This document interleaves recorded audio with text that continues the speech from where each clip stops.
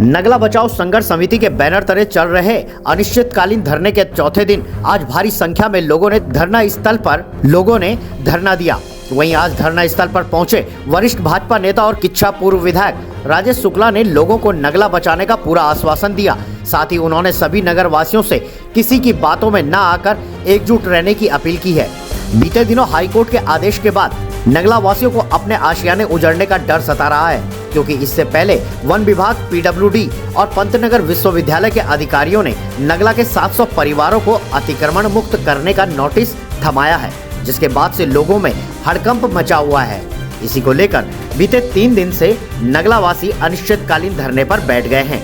आज चौथे दिन भी सैकड़ों की संख्या में नगला वासियों ने प्रदर्शन कर सरकार से उनके आशियाने को न उजाड़ने की अपील की है। वहीं दूसरी ओर धरना स्थल पर पहुंचे वरिष्ठ भाजपा नेता और किच्छा के पूर्व विधायक राजेश शुक्ला ने कांग्रेस नेताओं पर आरोप लगाते हुए कहा कि कुछ कांग्रेसियों ने हाईकोर्ट में नगला को अतिक्रमणकारी क्षेत्र बताकर याचिका दाखिल कर दी थी, जिसका खामियाजा अब नगला वासी भुगत रहे हैं।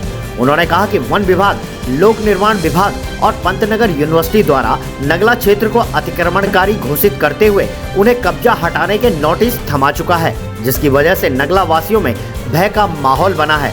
उन्होंने कहा कि इस संबंध में मुख्यमंत्री से मुलाकात कर नगला के लोगों को राहत दिलाने का प्रयास करेंगे। साथ ही उन्होंने कहा कि राज्य सरकार नगला वासियों के साथ है। एक बहुत ही गंदी राजनीति के तहत कांग्रेस पार्टी के कुछ नेताओं ने अपने चहेतों के जरिए ये 60 से बसे हुए इन गरीब लोगों को, जो 750 से अधिक परिवार हैं और कम से कम 6-7 हज़ार की आबादी होगी मेरे ख्याल से, इनको उजाड़ने के लिए ग्रिड निकाल दी गई और हाईकोर्ट में पीडब्ल्यूडी को और पंतनगर यूनिवर्सिटी को और फॉरेस्ट को पार्टी बना दिया गया। इन लोगों के साथ ये बड़ा अन्याय हो जाएगा अगर ये उजड़ गए थे, क्योंकि कहाँ जाएंगे?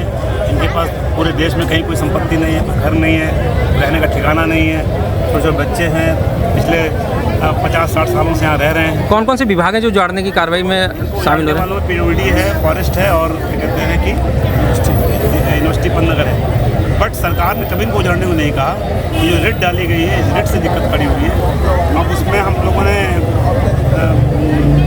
प्राइवेटली भी, जनता की ओर से भी अच्छे वकील खड़े कर रहे हैं और साथ साथ सरकार भी अपना पक्ष रखने के लिए अतिरिक्त वकील वहाँ भेज रही है, ताकि सही तथ्य माननीय न्यायालय के सामने रखे जाएं और इन लोगों को उजड़ने से बचाएं। शुक्ला जी, सरकार आपकी है, प्रभावशाली व्यक्ति है, मुख्यमंत्री करीबी माने जाते हैं। आप क्या इस मामले को लेकर के मुख्यमंत्री के समक्ष भी इस मुद्दे को रखेंगे या रखा है? मुख्यमंत्री जी के पास कई बार मेरी बातें हो चुकी, कई बार मुख्यमंत्री जी को इन लोगों से मिलाया गया है।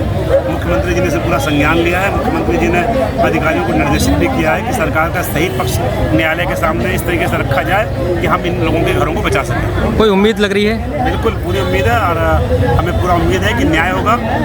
कोर्ट में हम सही तरीके से अपनी बात को रखेंगे और सरकार भी हमारी न्यायोचित मांगों को मानते हुए नगला को मलिन बस्ती घोषित करेगी। ब्यूरो रिपोर्ट, आवाज इंडिया।